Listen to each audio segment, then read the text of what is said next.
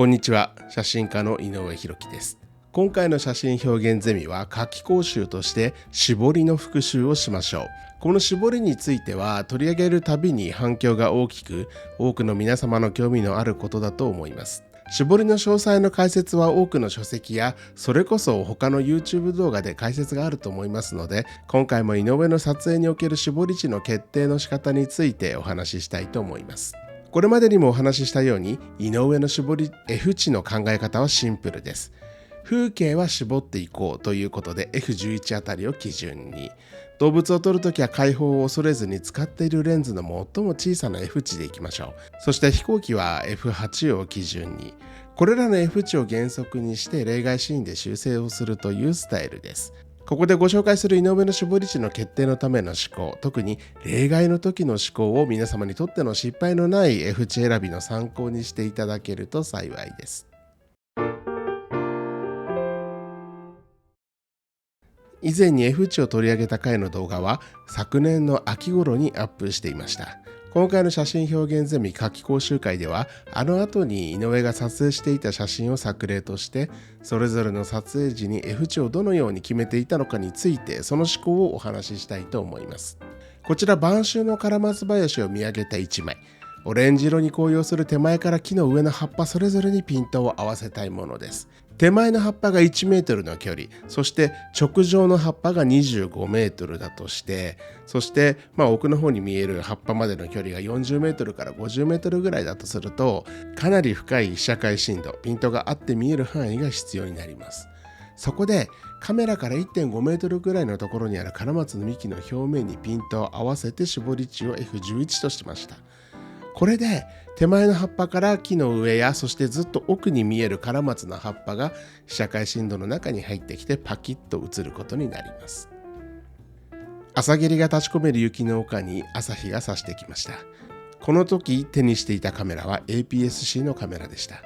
風景写真は絞っていこうとしていつものフルサイズ機では F11 で撮影することが多いのですが、このようなシーンで APS-C 機を使うのであれば F8 あたりでも問題ないと思います。季節が巡ってこちらは山奥の桜の間を通る小道の横には北海道の春を彩る青い可憐な花エゾエンゴ作がちらほら見えています。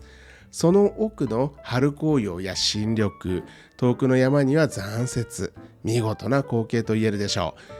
う。井上の立ち位置からこの桜までの距離は約100メートルほどでした。この桜から奥へ全てにピントを合わせて撮りたいものです。風景写真は絞っていこう F11 ねのセオリー通り F11 にして撮影。良い感じに撮れて嬉しい春の撮影になりました。厳密なことを言うと F8 以下にするとここのケースでは計算上は遠くの山々が被写界深度から外れ始めてしまいます。とはいえ春の霞の中のことですから、F8 でもね F11 でも大した問題ではないかもしれません。井上にとって大切なことは完璧な被写界深度計算ではなく、その光景をまずまずな見栄えにどれだけさっと効率よく取り収めて、別のカットもちょっと取って、そして次へ移動してそこでも同じようにまたいくつかのカットを取ってという点にあります。写真表現の本質は被写界深度計算にはないので、あまり厳密に捉えない方がいいところかもしれません。さて、こちらは離陸する飛行機の窓から撮影した羽田空港第2ターミナルです。競技、狭い意味での風景写真とは違うかもしれませんが、こういった風景を撮影するシーンではどのような F 値を用いるのが良いのでしょうか。飛行機の離陸時は時速 250km を超える速度になるので、ぶれないようにシャッター速度をそれなりに速く、この時は500分の1秒としています。後々のノイズ処理のことを考えると感度も ISO6400 を超えないようなそんなものにしたいなと思っていました。そこでこの時使った F 値は 1.4、 眼下に見える赤い衝突防止灯が光っている ANA のボーイング787や空港の正面に浮かび上がるエアドゥのボーイング767の付近までの距離というのはそうですね600メートルぐらいでしょうか。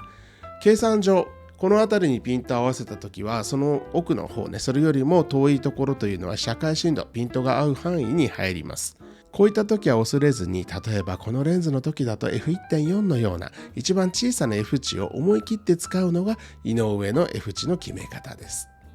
羽田発北海道行きの飛行機は高度をぐんぐん稼いで、左の機窓から都心の夜景がはっきりと見えてきます。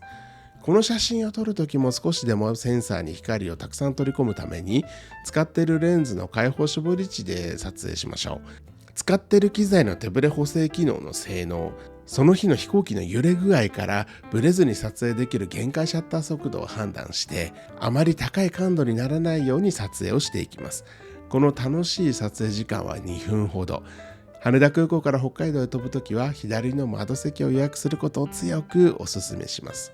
ちなみにこの撮影の時は機内の明かりが窓ガラスに反射してしまわないように、こういった忍者レフというものを使っています。この黒い側を飛行機の窓に当てて、それで撮るんですね。そうすると、機内の明かりが窓ガラスに反射しないということになります。これおすすめです。ここからは野生動物の撮影を見ていきましょう。晩秋の林のキタキツネ、モフモフの冬毛になり始めています。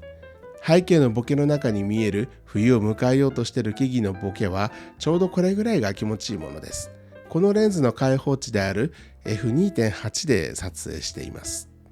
雪に泳ぐキネズミことエゾリス、目にも止まらぬ速さで雪の上を駆けていきます。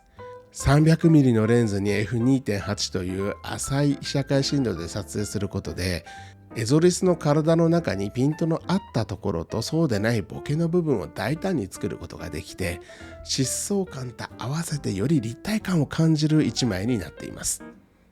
躍動してるでしょこれね。春になって子狐たちが巣穴からその素敵な姿を見せる季節になりました。井上は1匹だけが被写体となっているときは、使用しているレンズの開放値で躊躇なく撮影していきます。雑然とした周囲の部分がくっきり見えるよりも、ざわざわした部分がボケの中に溶け込んでくれている方が、被写体が浮き上がってより素敵に写し残せるからです。もちろん井上の撮影目的とは異なりますが、どんなところに彼らが生きているのかという点を残すための撮影の場合は、しっかり絞って周囲の植物を特定したり、子狐がここで育つことが周囲の植生に与える影響に調べるに足りるだけの写し方をすればよいのかなと思います。しばらくして子狐の兄弟が出てきて、画面の中は3匹になりました。以前の動画でもお話ししていますが、数匹動物が現れたら反射的に絞りダイヤルをシャーッと回して絞っていきましょう。3匹がこちらを見てる絵が撮れたらいいななんて思いながら、3匹それぞれの目が被写界深度の中に入るように、この時は F10 まで絞っています。シャーッとやった先がね F10 だったんですね。3つの顔はなかなか揃いませんでしたが、手前の2匹が顔を合わせる素敵な瞬間を撮ることができました。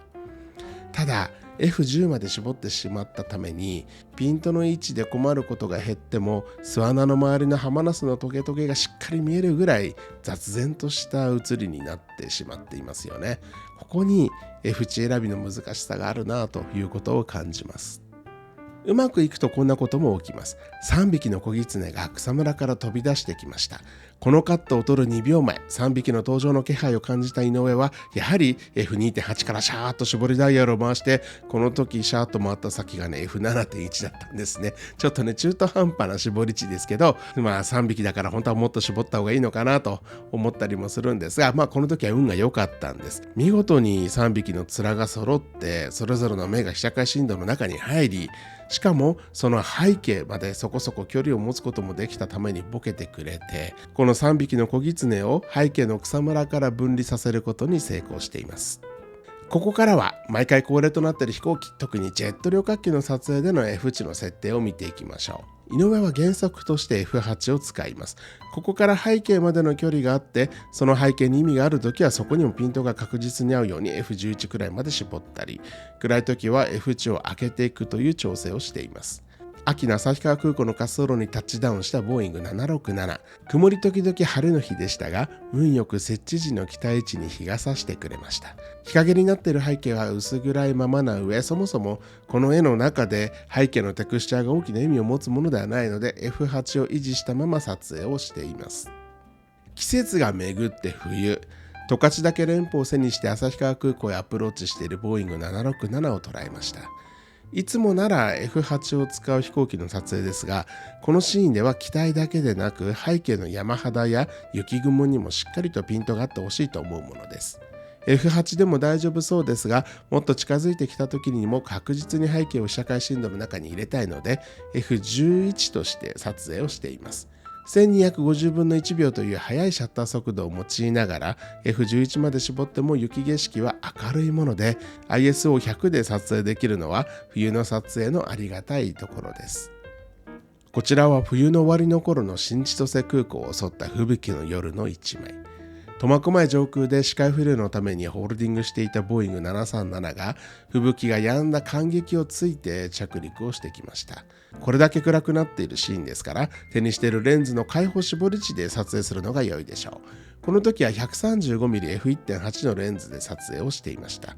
しっかり F1.8 にしてより多くの光がセンサーに届くようにしましょう。そしてあとは衝突防止灯の赤いストロボとシャッターのタイミングが合うことを祈りながら連写をするんです。さらに季節が巡って初夏、野花が風に揺れる季節になりました。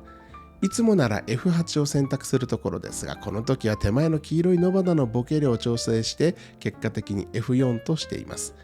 飛行機が離陸する前にボケ量を調整しておかなければならないのですが、ここ旭川空港は1時間に1便も出発がなく、もっと言えばこの便が朝1便でもあります。そのために他の出発機を使った練習ができないんですね。このような時は撮影位置から滑走路の中心線上までの距離を地図アプリなどを使って測って、飛行機の高度の分ふわっとそうですね 1.2 倍ぐらいにして、そして地図アプリ上でその 1.2 倍にした距離と同じような距離にある見える対象物をマニュアルフォーカスでねピント合わせて、その上で、ボケ量を F 値で調整するということをしています。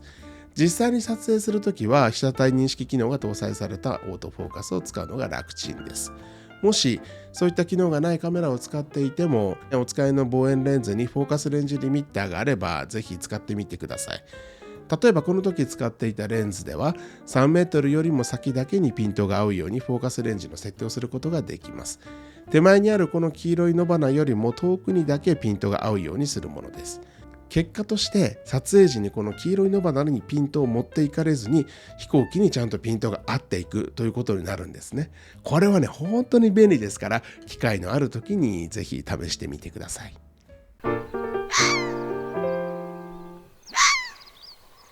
今回の写真表現ゼミでは夏季講習として井上の絞りの決め方について風景、野生動物、そして飛行機を被写体とした実例を通してその原則と例外のお話をしてきました。ここで紹介した井上の絞り値の決定のための思考、特に例外の時の思考を皆様にとっての失敗のない F 値選びの参考にしていただけると幸いです。このチャンネルでは次回も新たなテーマとともに写真表現の楽しさについてお話をしていきます。楽しかった、これからも知りたいという方は高評価を、そしてぜひチャンネル登録をよろしくお願いします。ではまた。